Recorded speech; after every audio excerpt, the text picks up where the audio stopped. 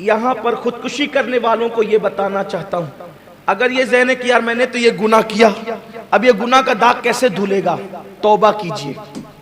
ایک بات آپ سے پوچھتا ہوں، فضیل بن عیاض کا ذکر جب ہم کرتے ہیں، عزت سے کرتے ہیں یا حقارت سے کرتے ہیں؟ سچ بتانا۔ عزت سے کرتے ہیں، حالانکہ ہمیں پتا ہے پہلے وہ ڈاکو تھے، ڈکیتی کرتے تھے، مگر عزت سے کیوں کرتے؟ سچی توبہ کر لی تھی۔ یہ پورا واقعہ جب ان کی ڈکیتی کا بیان ہوتا ہے، کسی ایمان والے کے دل میں ذرہ برابر ان کے لیے حقارت پیدا نہیں ہوتی، بلکہ محبت ہی پیدا ہوتی، الفت ہی پیدا۔ یہ سچی توبہ کی برکت ہے۔ کیوں؟ جب اللہ نے کہہ دیا ان اللہ یحب التوابین، ہم توبہ کرنے والوں کو اپنا محبوب بنا لیتے ہیں، تو جس کو خدا محبوب بنا لے تم اس کو مردود کیسے کر سکتے ہو؟ اس لیے اگر اللہ نہ کرے زندگی میں کوئی گناہ ہو گیا اور بدنام ہو گئے، ڈرو مت، اس کا راستہ ہے سچی توبہ کرو۔ اسی طرح سے ٹینشن میں آ جاؤ، اس کا بھی راستہ، ٹینشن میں آؤ وضو کرو، لا حول شریف پڑھو۔ ٹینشن کا بہترین علاج ہے لا حول شریف۔ کوئی 100 مرتبہ لا حول ولا قوت الا باللہ اپنی زندگی میں لازم کر لے، انشاءاللہ اس کو کبھی ٹینشن بے چین نہیں کرے گا، وہ ہمیشہ پرسکون رہے گا۔ سکون چاہتے ہو، لا حول کو لازم پکڑو، کیونکہ میرے آقا صلی اللہ علیہ وآلہ وسلم فرماتے ہیں یہ عرش اعظم کے خزانوں میں سے خزانہ ہے۔ ڈپریشن کا بہترین علاج لا حول شریف کے اندر ہے۔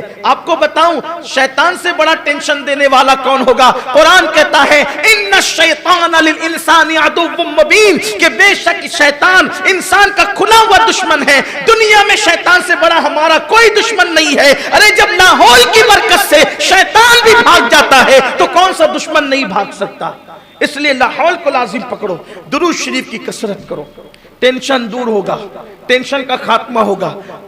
قرض کا مسئلہ ہے، آسان ہے، محنت کرو، کوشش کرو، کاوش کرو، اور سورج نکلنے سے پہلے، فجر کی اذان سے لے کر سورج نکلنے سے پہلے 100 مرتبہ سبحان اللہ وبحمدہ سبحان اللہ العظیم وبحمدہ استغفر اللہ، اس وظیفے کو روز پڑھو۔ میرے کریم آقا کی زبان ہے، میرے نبی کا فرمان ہے، اگر پہاڑوں برابر کسی پہ قرضہ ہوگا اللہ اس کی بھی ادائیگی کے لیے اسباب پیدا فرما دے گا۔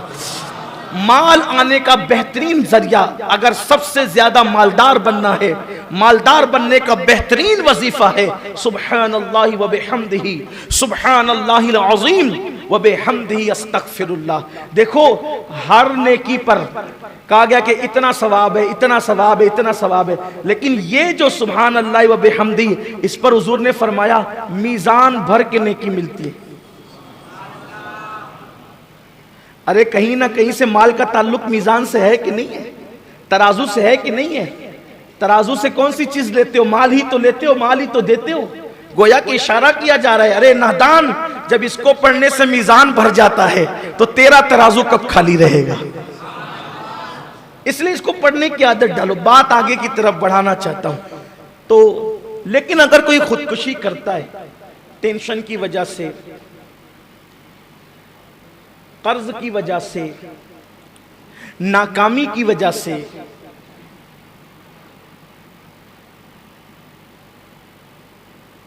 یا کسی اور سبب سے، معاشرے میں ذلت کی وجہ سے، تو ان کے لیے ایک حدیث پاک پڑھ کر جو اصل عنوان ہے اس کی طرف بڑھنا چاہتا ہوں۔ اصل عنوان، اگر یہ سوچتے ہو کہ خودکشی کروں گا تو آرام پا جاؤں گا، یہ غلط فہمی ہے۔ زہر پی کے خودکشی کی تو جہنم کے اندر ہمیشہ زہر پلا پلا کے مارا جائے گا، پھر زندہ کیا جائے گا، پھر چھری گھونپ کر کوئی ہتھیار گھونپ کر خودکشی کی تو جہنم کے اندر ہمیشہ تمہیں چھری گھونپی جائے گی اور فرشتے گھونپیں گے۔ آپ سوچیں کہ چلو ایک مرتبہ چھری گھونپ کر کے پھر آرام پا جائے، آرام نہیں ملے۔ کسی نے کہا تھا نا گر یہاں چین نہ پائیں گے تو مر جائیں گے، گر یہاں چین نہ پایا تو مر جائیں گے۔ تو کسی دوسرے نے بھی جواب دیا تھا مر کے بھی چین نہ پایا تو کدھر جائیں گے؟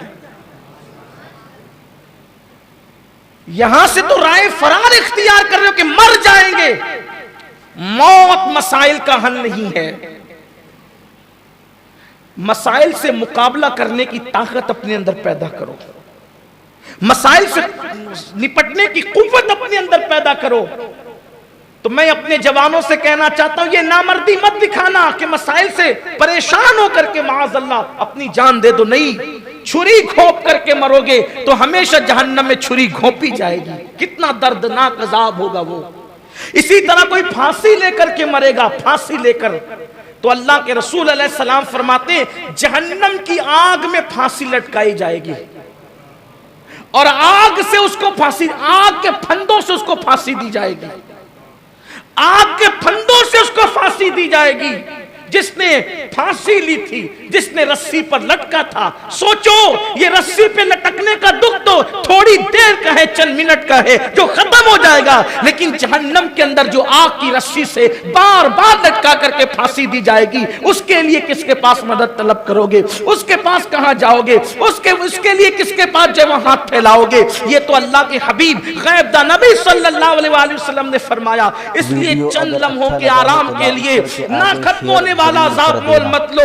وہاں کا زہر کتنا دردناک ہوگا، وہاں کی چھری کتنی دردناک ہوگی، وہاں کے پھانسی کی آگ کے پھندے کتنے دردناک ہوں گے۔ اور اس سے بڑی بات میرے اللہ نے ارشاد فرمایا کہ میں ایسے لوگوں پہ لعنت کرتا ہوں اور میں نے خودکشی کرنے والوں پر جنت کو حرام کر دیا ہے۔ جنت حرام ہے خودکشی کرنے والوں پر، اس لیے نہ کرنا، مت کرو۔ اس کا حل کیا ہے؟ میں نے آپ کو بتایا حل کیا ہے۔ ایک تو حل یہ ہے، ٹینشن کا خاتمہ درود و سلام کی کثرت سے ہوگا۔ ایک